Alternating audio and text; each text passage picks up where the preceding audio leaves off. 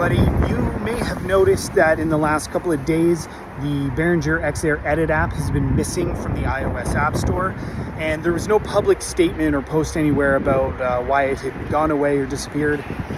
And I reached out to Behringer directly to find out what was going on, and it turns out it's just some routine administrative tasks that they're doing with their app on the App Store, and they're saying that it should be back online shortly. I don't know if that means today, tomorrow, or the next day, but shortly. As soon as I know it's back up, I will post another short video just letting you know that it's all there, so those of you who need it can jump back in and grab it. But anyway, at this point, there's no need to panic. It hasn't disappeared for good. There isn't something weird or nefarious going on. It's just admin tasks. Anyway, that's it. I'll update you later. Thanks, everyone. Bye.